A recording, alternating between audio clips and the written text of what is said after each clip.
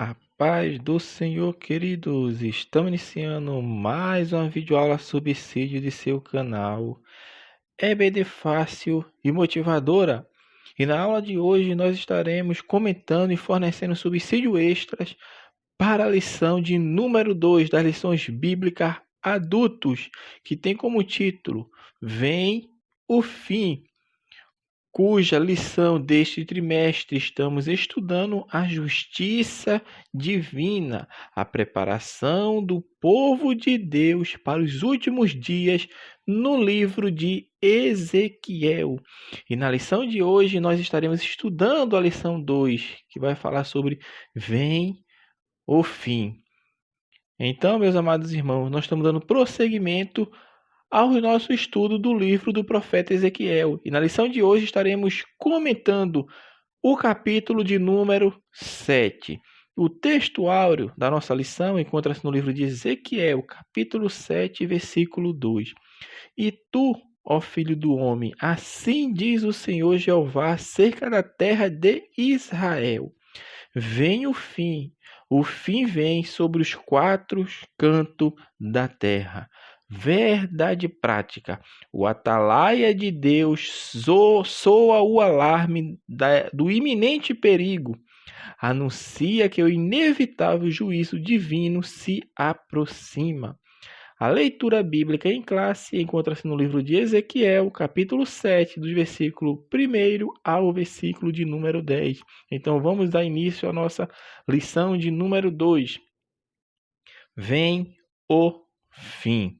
Então, meus amados irmãos, nós agora vamos dar prosseguimento ao que nós estávamos estudando, ou seja, a gente falou na lição passada sobre o profeta Ezequiel, uma parte mais introdutória para que nós viéssemos a entender e a compreender sobre Ezequiel, o seu chamado como atalaia de Deus. E dando prosseguimento aos que nós estávamos estudando no livro do profeta Ezequiel, nós também falamos que Ezequiel é um livro escatológico. Além de ser um livro escatológico, Ezequiel usa muito um gênero literário, o poético. O gênero literário poético.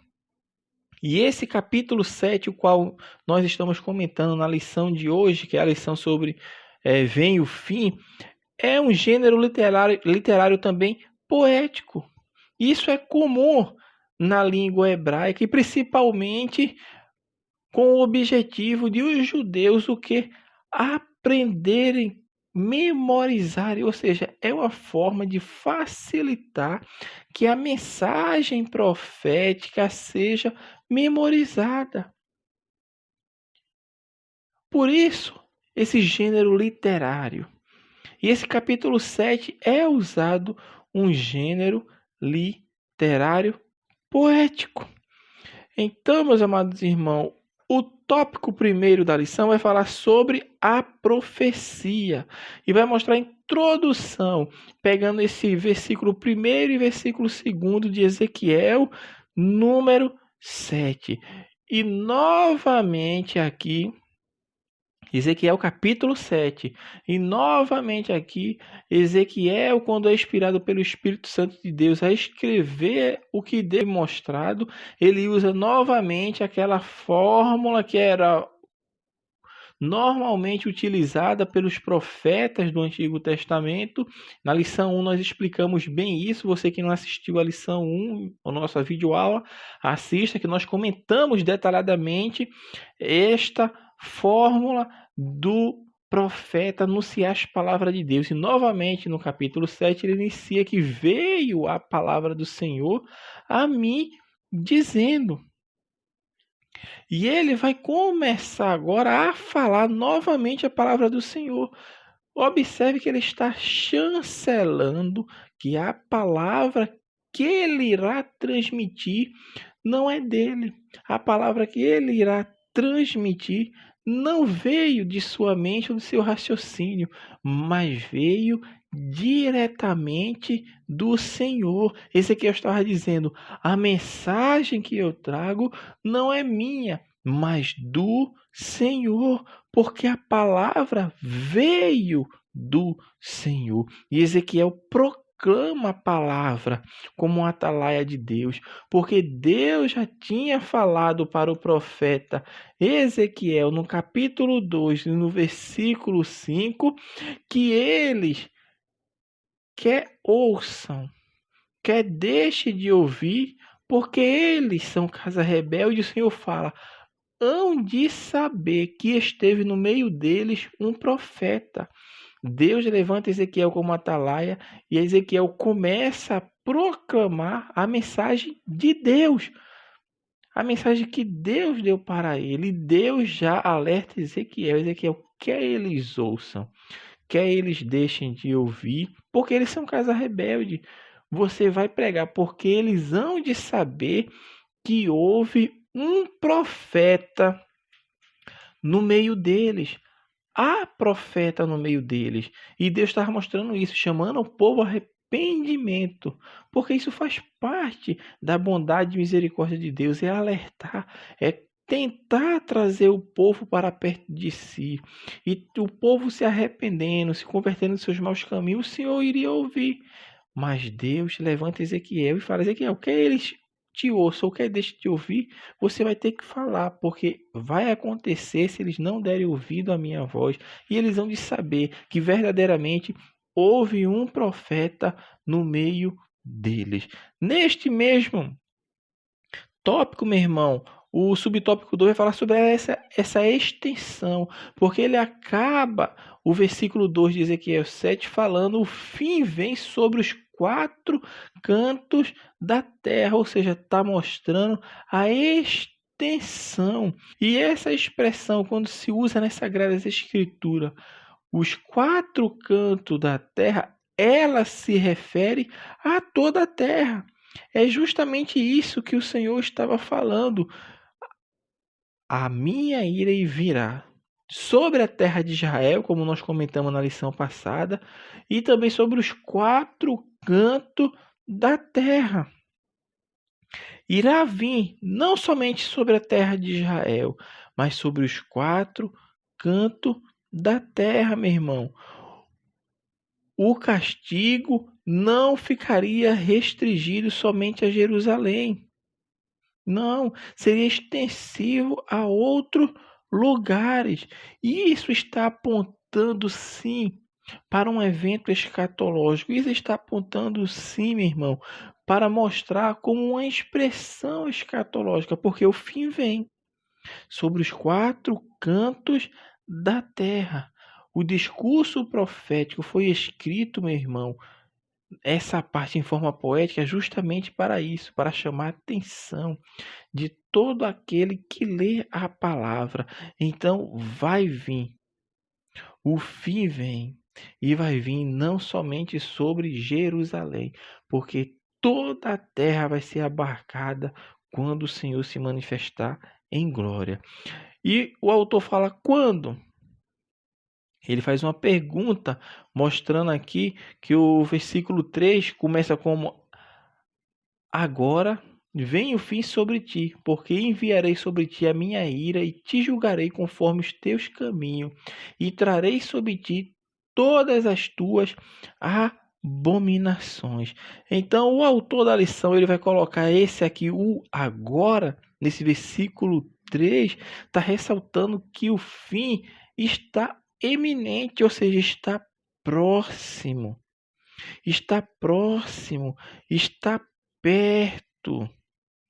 A ação, meu irmão, está próxima a acontecer.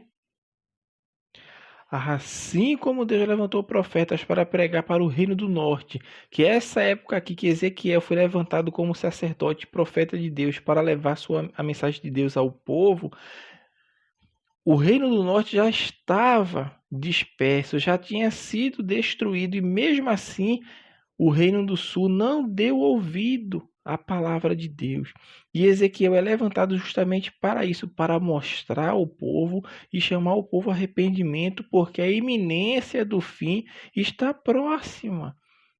O povo não aprendeu com o exemplo de seus irmãos que foram levados cativos, e agora está na iminência também de ser levado cativo, de ser destruído, porque o Senhor chamou ao arrependimento, mas eles não querem ouvir a voz de Deus.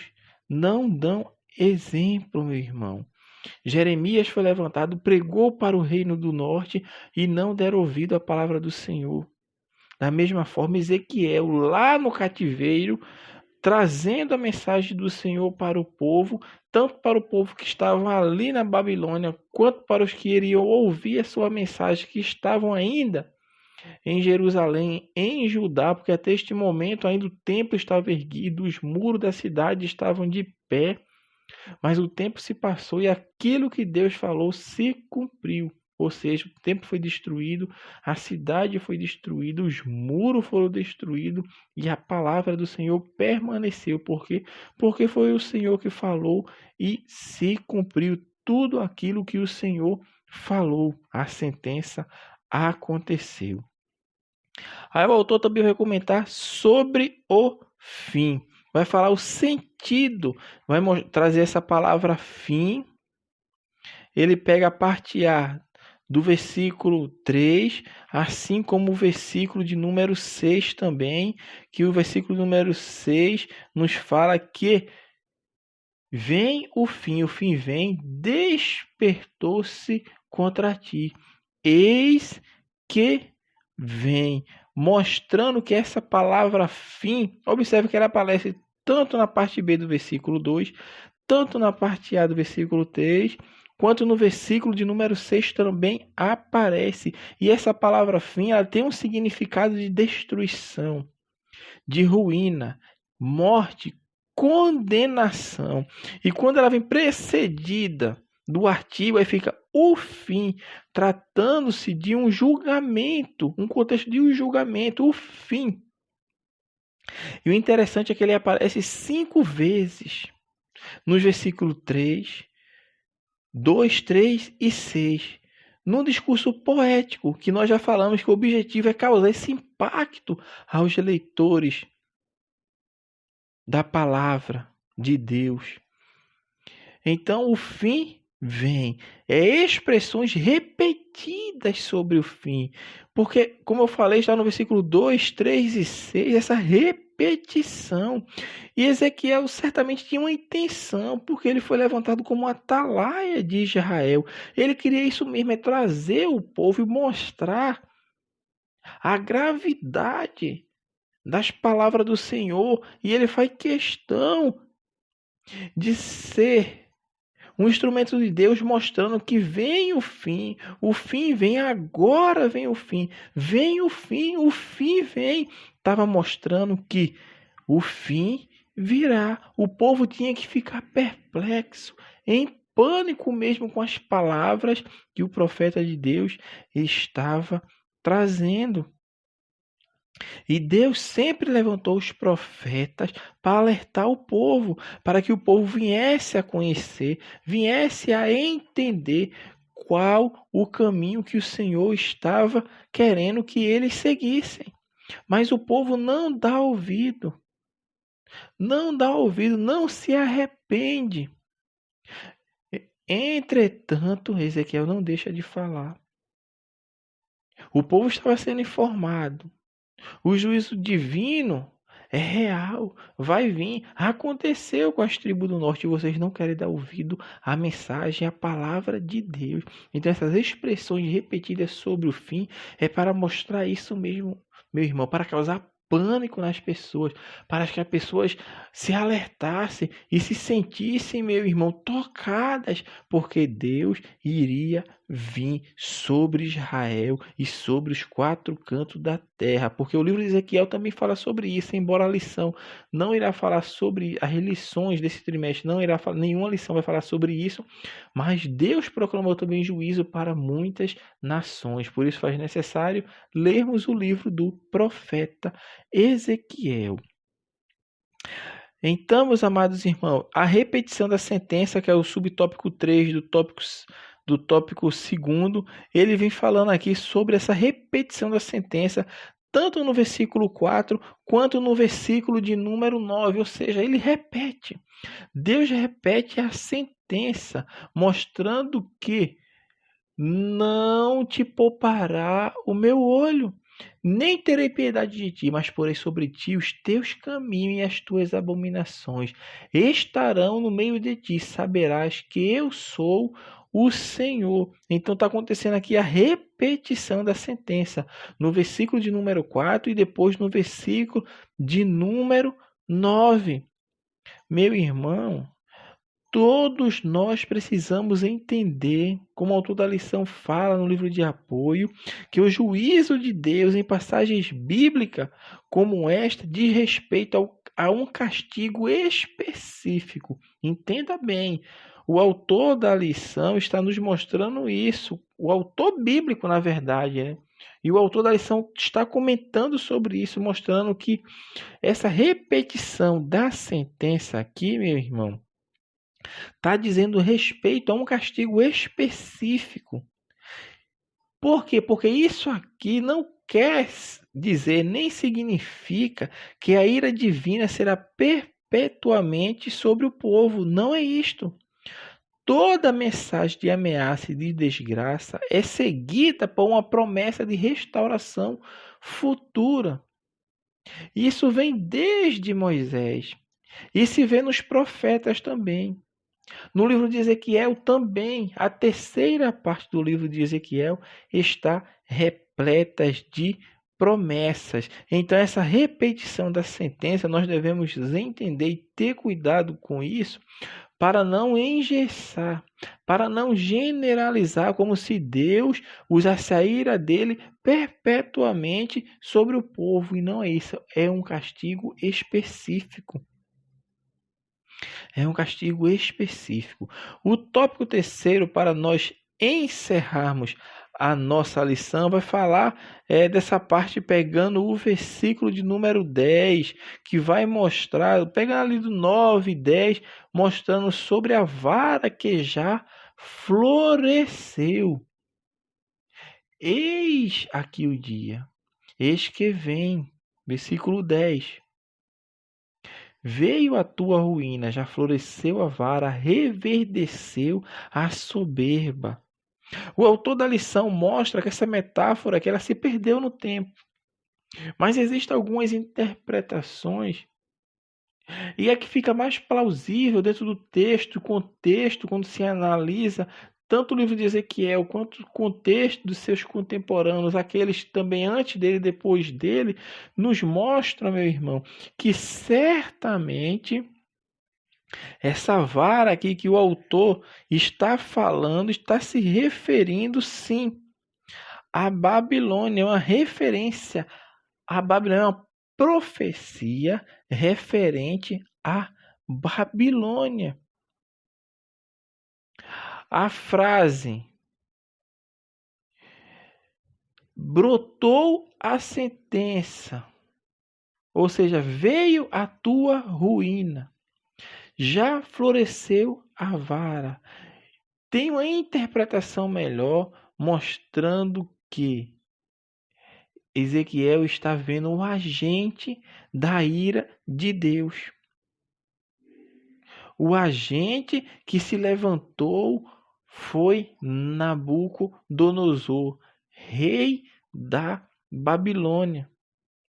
E a vara que floresceu é de Nabucodonosor. Ele é o insolente. Ele é o violento ou o maligno que criou tumulto, refletindo nas linhas seguintes ao versículo 11, que o versículo 11 fala: a violência se levantou em vara de impiedade. Nada restará deles, nem da sua multidão, nem do seu arruído, nem haverá lamentação por eles. Isso aqui está mostrando, meu irmão, que já floresceu a vara, sim, está remetendo para a Babilônia. E Nabucodonosor foi a vara que se levantou, porque o rei da Babilônia é Nabucodonosor. E quando fala que reverdeceu a soberba, está mostrando que Nabucodonosor extrapolou os limites que foram estabelecidos por Deus. A nação da Babilônia foi levantada, usada por Deus para trazer juízo sobre Israel, sim. A Bíblia nos mostra claramente isso.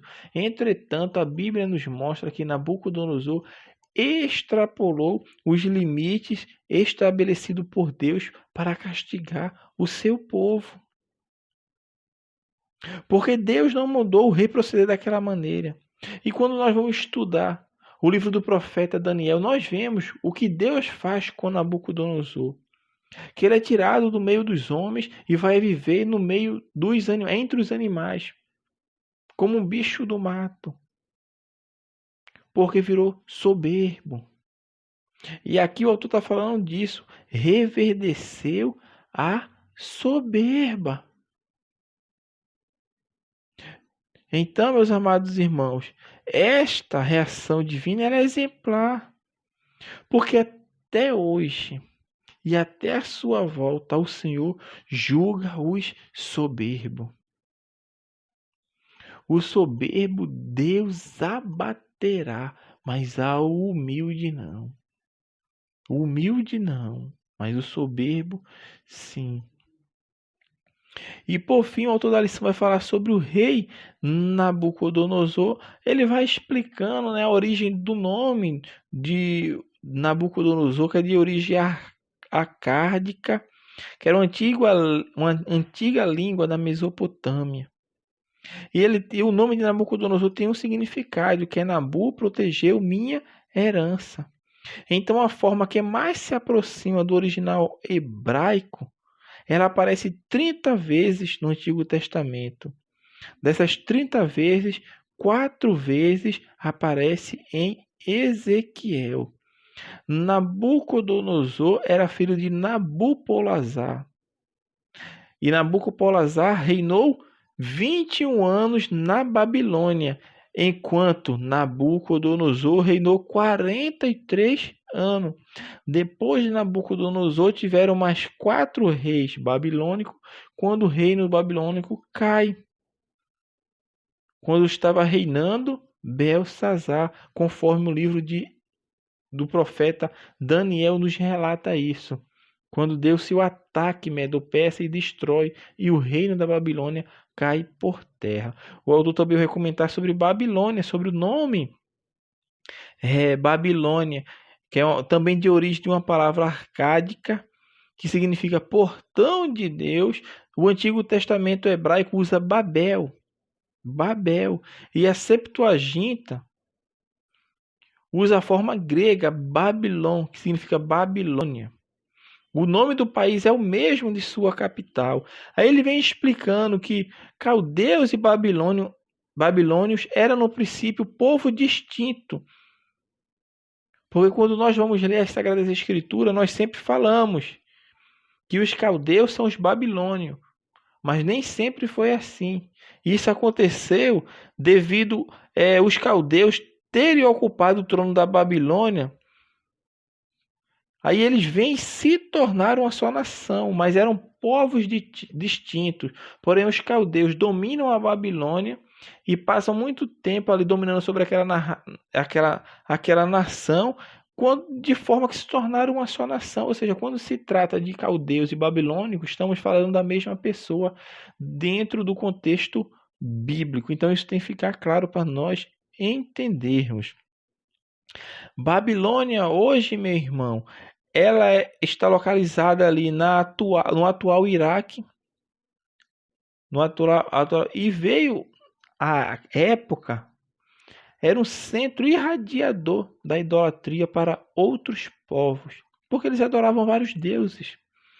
Muitos e muitos deuses eram adorados pelos babilônicos. Então, meu irmão, o autor termina a lição falando um pouco sobre Nabucodonosor e sobre a Babilônia. Mas a mensagem principal que o autor nos traz é que o julgamento divino na história mostram que o pecado jamais ficará impune e que a única maneira de escapar da condenação é através do arrependimento e da fé. Israel não tinha desculpa, não podia alegar ignorância, não, pois o povo dispunha de Moisés, dos ensinos dos antigos sábios, da revelação dos profetas e dos conselhos dos sacerdotes. O apelo dramático de Ezequiel é um exemplo clássico desta verdade. Deus chama o povo ao arrependimento. Deus não faz nada sem antes avisar aos seus santos profetas. E Deus avisa, e o profeta alerta o povo. Por quê? Porque o profeta é a mente que não foi corrompida. É o que está se levantando como um arauto do Senhor, como uma atalaia, como Ezequiel foi levantado. Então, assim, meus amados irmãos, nós estamos encerrando nosso subsídio dessa lição de número 2, que comenta sobre vem o fim, e que Deus abençoe os irmãos e até a nossa próxima aula, se assim o Senhor permitir.